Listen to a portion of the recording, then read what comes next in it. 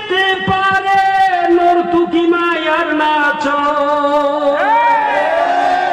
দুই আঙ্গুলের চিপায় আবার বিড়ি মারে টান। ওরা কিসের মুসলমান, ওরা কিসের মুসলমান, বলো কিসের মুসলমান? তাদের গান করাই দিতে পারলে খুব বালা করে কইতে আসবে। আর এমন ভাবে কইতেছে মনে হয় রমজান মাস। কষ্ট হইতেছে? চিল্লায় নারায়ে তাকবীর। যে সমস্ত ভাইরা দাঁড়িয়ে আছেন উদাত্ত আহ্বান দ্বিতীয়বার করছি, না এমন মন্তব্য করুন বাড়তে যায় কিন্তু খেয়াল সোজা করে শুইতে পারবেন না। পরে যে আমারে খুঁজবেন যায় যে মা গাড়িটি গেল কোথায়, একটু তারে আইনা এমন ভাবে হইব মনে করেন যে হে মন্ত্র আমার জানা আছে। মেহেরবানি করে বসেন, আর তা না হলে মাহফিলের সামনের দিকে চলে যেতে হবে। এটা জান্নাতের বাগান, কোরআনের মাহফিল। একে শ্রদ্ধা করতে হবে, সম্মান করতে হবে, আজমতের সাথে বয়ান শুনতে হবে। রাজি আছেন তো ইনশাআল্লাহ?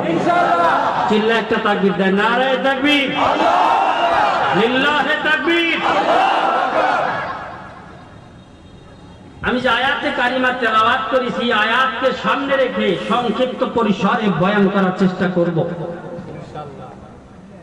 কোরআনে কারিম হলো মানুষের জীবন ব্যবস্থা।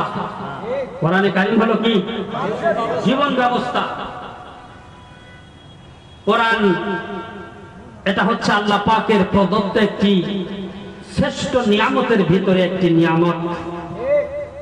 উম্মতে মুহাম্মাদীকে আল্লাহ পাক হাজারো নিয়ামতের ভিতরে তিনটি নিয়ামত সর্বশ্রেষ্ঠ নিয়ামত দান করেছেন। তার মধ্যে এক নাম্বার নিয়ামতের নাম হলো মহাগ্রন্থ আল কোরআন। আর একটু জোরে কোন সুবহানাল্লাহ। এই কোরআন মানুষের জন্য শেফা, ঔষধ। আল্লাহ কোরআনে বলছে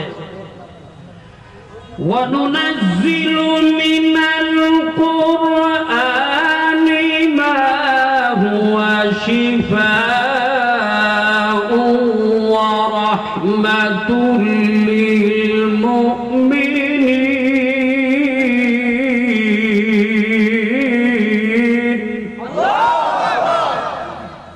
আল্লাহ বলেন আমি কোরআন নাযিল করেছি মুমিন মুত্তাকিদের জন্য ঔষধ স্বরূপ।